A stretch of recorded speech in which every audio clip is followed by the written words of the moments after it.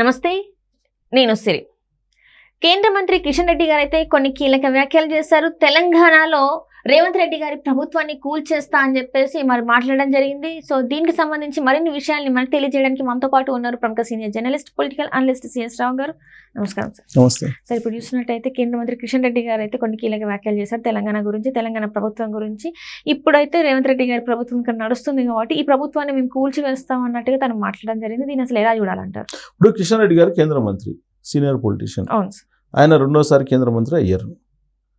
ఆయన కొంచెం ఆలోచించి మాట్లాడతారు బీజేపీలో ఉండేటువంటి వాళ్ళల్లో అనేది ఆయన మీద ఉన్నటువంటి అభిప్రాయం.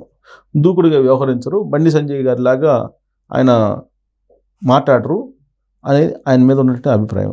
కానీ ఆయన తాజాగా చేసినటువంటి వ్యాఖ్యలు కనుక వింటే రేవంత్ రెడ్డి గారి ప్రభుత్వం కూలిపోబోతుందా అనేటువంటి అనుమానం చాలా బలంగా కలిగేలాగా ఉన్నాయి. ఆయన ఏం చేశారు, హైడ్రా ద్వారా ఇళ్లను కూల్చివేస్తే కనుక మీ ప్రభుత్వం కూలిపోతుంది అని చెప్పేసి అన్నారు. ఆయన సరదాగా లేదంటే క్యాజువల్గా అన్నటువంటి కామెంట్ అయినప్పటికీ కూడా ఒక కేంద్ర మంత్రి హోదాలో హైడ్రా ఇల్లు కూల్చేస్తే నీ ప్రభుత్వం కూలిపోద్ది అని చెప్పి అన్నారని అంటే ప్రభుత్వ కూల్చివేతకు హైడ్రా కూల్చివేతలకు లింక్ పెట్టారు బీజేపీ అనేది క్లియర్గా అర్థమవుతుంది. గత కొంతకాలంగా బీజేపీ వాళ్ళు కూడా హైడ్రా కూల్చివేతలను వ్యతిరేకిస్తున్నారు. At the same time Musi సుందరీకరణ ప్రాజెక్ట్ ఏదైతే ఉందో దాన్ని వ్యతిరేకించట్లా.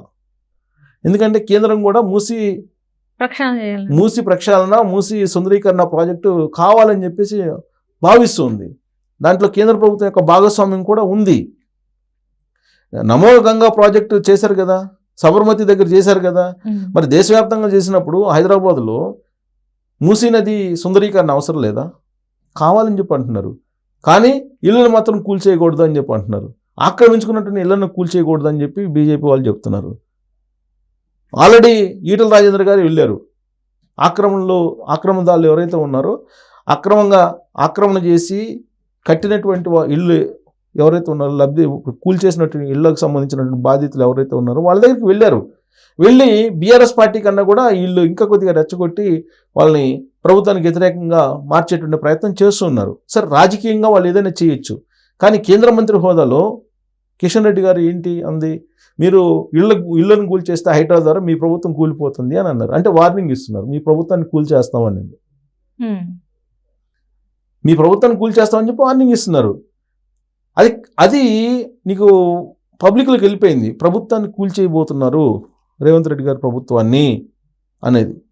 అసలు రేవంత్ రెడ్డి గారు ముఖ్యమంత్రిగా ప్రమాణ స్వీకారం చేసిన మరుక్షణం నుంచే ఈ ప్రభుత్వం ఎంతో కాలం ఉండదు, ఈ ప్రభుత్వం చీత్తే ఊడిపోయే ముక్కు, ఇది జనతనకన్నా నూరేళ్ల ఆయుష్ ఉన్నటువంటి ప్రభుత్వం. రేవంత్ రెడ్డి గారు ముఖ్యమంత్రిగా లోక్సభ ఎన్నికల దాకానే ఉండేది, లోక్సభ ఎన్నికల తర్వాత ఈయన ఉన్నాడు. ఇలాంటివన్నీ ఉన్నాం కదా మనం. ప్లస్ నెంబర్ గేమ్ కూడా చెప్పారు కదా, 7+8+38 అని. అంటే బీజేపీ, ఎంఐఎం, అలాగే బీఆర్ఎస్ కలిసి ప్రభుత్వాన్ని ఏర్పాటు చేసిన ఆశ్చర్యం లేదని చెప్పి వాళ్ళే చెప్పారు కదా. ఇవన్నీ అబ్జర్వ్ చేసినటువంటి రేవంత్ రెడ్డి గారు ముందే చెప్పారు. ఆయన కూడా చెప్పారు, తన ప్రభుత్వాన్ని కూల్చేసేటువంటి ప్రయత్నాలు జరుగుతున్నాయని ఆయన కూడా చెప్పారు ఒక సందర్భంలో. కానీ వాళ్ళ ఆటలు సాగవు అని కూడా చెప్పారు. కూల్చేసేటువంటి కుట్రలు జరుగుతున్నాయి, ప్రభుత్వాన్ని కూల్చేసేటువంటి కుట్రలు మీరు కుట్రలు పడుతున్నారు, ఆ కుట్రలు ఫలించవు అనేటువంటి విషయాన్ని కూడా రేవంత్ రెడ్డి గారు చెప్పారు. అంటే కుట్రలు అయితే జరుగుతున్నట్టే కదా, దానికి ఆజ్యం పోస్తే ఇప్పుడు కిషన్ రెడ్డి గారు మాట్లాడినట్టే కదా.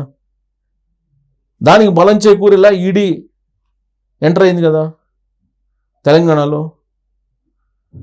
దాంతోపాటు ఇప్పుడు కేటీఆర్ గారు చేసేటువంటి మాటలు, కేటీఆర్ గారు చేసేటువంటి వ్యాఖ్యలు ఏదైతే ఉన్నాయో అవి రేవంత్ రెడ్డి ప్రభుత్వాన్ని ఇబ్బంది పెట్టేలాగా, రేవంత్ రెడ్డి పార్టీని ఇరుకుని పెట్టేలాగా ఉన్నాయి కదా. పైగా జగన్మోహన్ రెడ్డి గారు ఇండైరెక్ట్గా ఎంటర్ అయ్యారు. సమంతకు సంబంధించినటువంటి కామెంట్ల విషయంలో కూడా జగన్మోహన్ రెడ్డి గారి యొక్క ప్రమేయం ఉందని అంటున్నారు. ఎలా అంటే ఇప్పుడు కొండా సురేఖ గారు సమంత అలాగే అక్కినేని ఫ్యామిలీని టార్గెట్ చేసి మాట్లాడారు, అవి వెనక్కి తీసుకున్నారు. కానీ టాలీవుడ్ అక్కినేని ఫ్యామిలీ చాలా సీరియస్గా తీసుకుని రేవంత్ రెడ్డి గారి ప్రభుత్వాన్ని రాద్ధాంతం చేస్తుంది. అక్కినేని ఫ్యామిలీని అలాగే జగన్మోహన్ రెడ్డి గారి ఫ్యామిలీని వేరువేరుగా చూడలేనటువంటి పరిస్థితి. వాళ్ళిద్దరి మధ్య స్నేహబంధం ఉంది. అలాగే కల్లగొండ ఫ్యామిలీ, ప్రత్యేకించి కేటీఆర్కి అక్కినేని ఫ్యామిలీకి మధ్య బలమైనటువంటి బిజినెస్ బంధం ఉంది. జగన్మోహన్ రెడ్డి గారికి ఏమో స్నేహబంధం ఉంది అక్కినేని ఫ్యామిలీతోటి. సో రేవంత్ రెడ్డి ప్రభుత్వాన్ని బదనాం చేయడానికి జగన్మోహన్ రెడ్డి గారు అక్కినేని ఫ్యామిలీ ద్వారా కేటీఆర్కి కల్వకుంట్ల ఫ్యామిలీకి సపోర్ట్ చేస్తున్నారు అనేటువంటి యాంగిల్ కూడా ఉంది. ఒకవైపు జగన్మోహన్ రెడ్డి గారు క్యాబినెట్లో ఉండేటువంటి ఒక మంత్రి ద్వారా ప్రభుత్వాన్ని పడగొడతారు అనేటువంటిది చాలా కాలం నుంచి వినిపిస్తుంది. రేవంత్ రెడ్డి ఆ విషయాన్ని కూడా రేవంత్ రెడ్డి గారు చాలా సందర్భాల్లో ఇండైరెక్ట్గా ప్రస్తావించారు. దానికి క్లారిటీ ఇచ్చేటువంటి ప్రయత్నం కూడా ఆ మంత్రి చేశారు. ఆ మంత్రి చాలా క్లియర్గా చేశారు. జగన్మోహన్ రెడ్డికి తనకి వ్యాపారపరమైన బంధాలు ఉన్నాయి, ఫ్యామిలీ బంధాలు కూడా ఉన్నాయి. కానీ రాజకీయాలు వేరు, అక్కడ రాజకీయాలు వేరు, ఇక్కడ రాజకీయాలు వేరు, తన మీద వస్తున్నటువంటి ఆరోపణలు నిజం కాదు అనేది కూడా క్లారిటీ ఇచ్చాడు ఆయన. అయినప్పటికీ కూడా కల్వకుంట్ల ఫ్యామిలీ అలాగే జగన్మోహన్ రెడ్డి గారు ఇద్దరు కలిసి ఏదో ఒక ఇష్యూలో రేవంత్ రెడ్డి గారి ప్రభుత్వాన్ని బదనాం చేసేటువంటి ప్రయత్నం చేస్తున్నారనేది కాంగ్రెస్ పార్టీ యొక్క అనుమానం. కాంగ్రెస్ పార్టీ ఆ విధమైనటువంటి అనుమానం వ్యక్తం చేస్తుంది. సో ఈ మొత్తం ఎపిసోడ్ని కనుక చూస్తే కనుక ప్రభుత్వం కూలిపోయేటువంటి ప్రమాదం ఉందా రేవంత్ రెడ్డి గారిది అనేది కూడా తెలుస్తుంది. ఇప్పుడు ఆల్రెడీ సడన్గా నిన్న మొన్న ఢిల్లీ వెళ్ళొచ్చాడు రేవంత్ రెడ్డి గారు.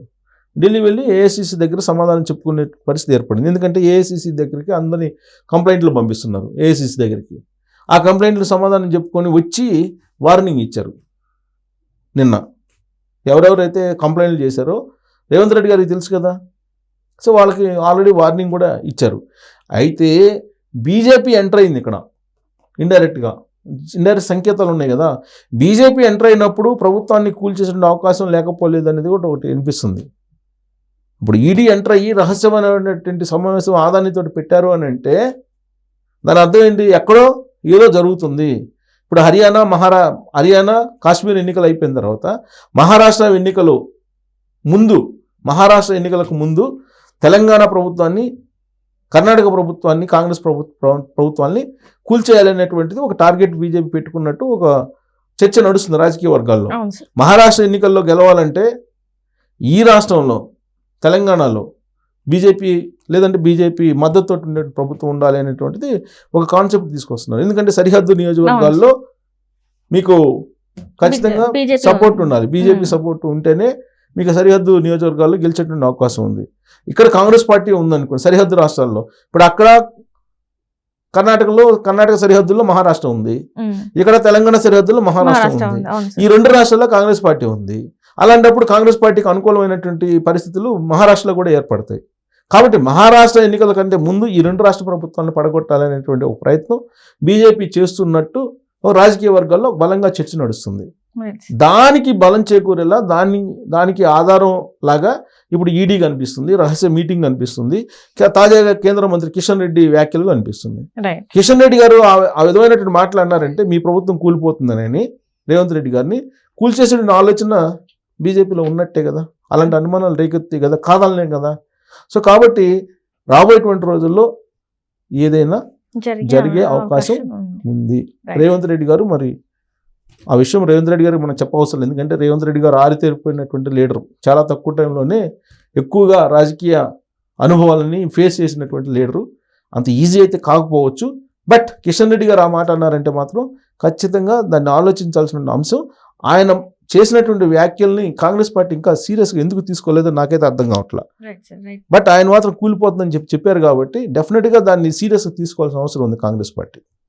Thank you so much. Thank you.